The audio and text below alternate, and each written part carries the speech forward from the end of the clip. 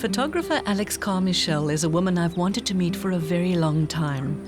Almost 2 decades ago, she was brutally attacked by a man out on bail. She survived and defiantly took on the system in an astounding leap of faith that took enormous courage and made her a household name. What does it take to do what Alix did? And what is her story from long before the attack, shaping her through all that has happened and weaving its way towards her life today in this magnificent place that she now calls home?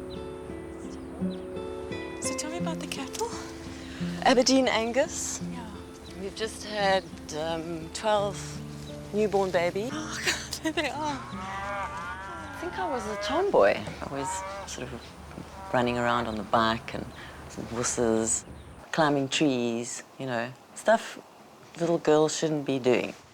When my little sister was born, I mean, she's like a real girly girl, and my mother just adored that. And the most beautiful dresses were made and bought.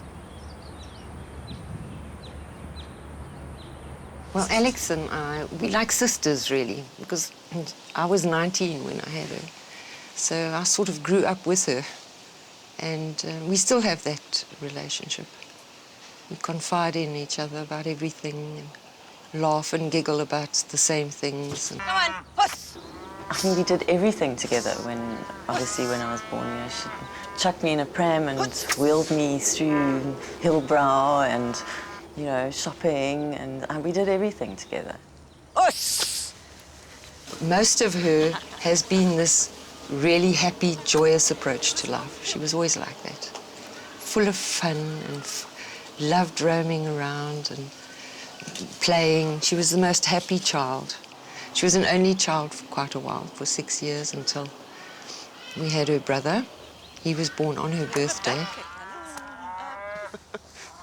And there you are, that's what we do. For somebody as fiery as I say I was, I think that he was a lot more gentle in his approach to life and to the way that he interacted with people. I just adored him.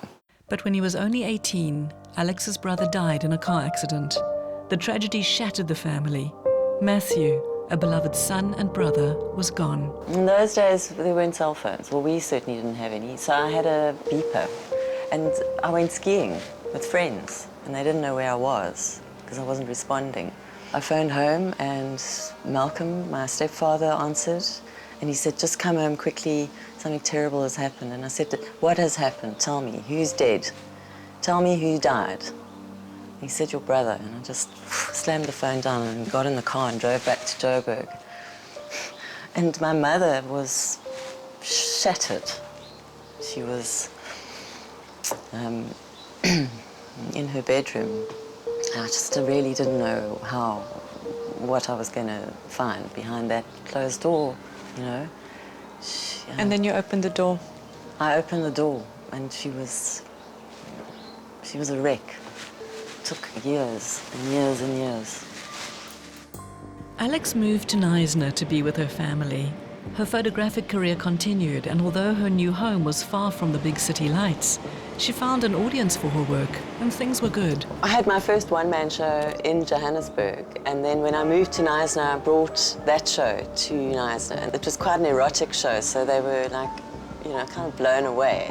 This like this Joburg girl moving into this sleepy town with all these like sexy pictures, you know, and it was quite a hit, and I sold quite a few of them. During that time, I'd set up a studio at the house that I was staying in and started to advertise. I started to enjoy living in Knysna. Work was happening, I was getting known. If an event did happen, I would be called to go and photograph it. It was great. Alix's friend Julie had a house in Nutsi just outside Knysna, and she'd often go there to hang out. It was there, on the 6th of August 1995, that Alix Carmichele's life changed forever. Why were you there in Nutsi on that particular day? I was invited to Braai, and on the way there, I bumped into Julie, and she gave me the keys to let myself in, because she was going into town to pick up groceries. I had a little staffy dog, with me, and her dog was always there. Opened up the house, walked in, and the dogs went down to the beach, and you know, just sort of sat in the sun for a while to warm up. And then I walked back into the house, and I walked into him. I walked into his piece of wood that he was beating me with.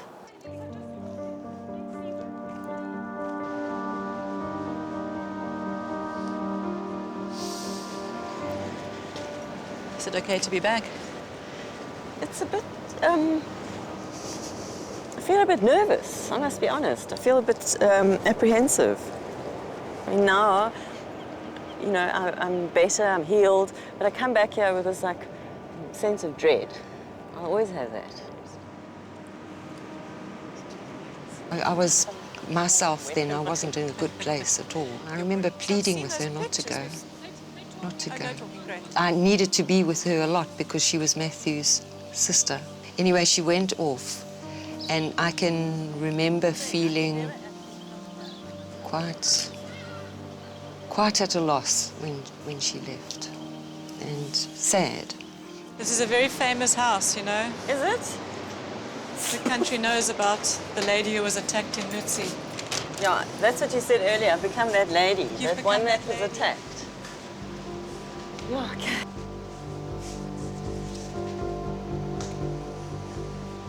I walked in here, and there used to be a curtain here, and he was sort of hiding behind the curtain. I mean, he just beat me. It was like this relentless onslaught. I didn't know what was happening. I mean, you know, it's like, what's happening? You know, I'm down on the ground, and I'm defending myself with my arms, and he just didn't stop. When he did finally stop, I looked up at him and recognized him, and I called him by name.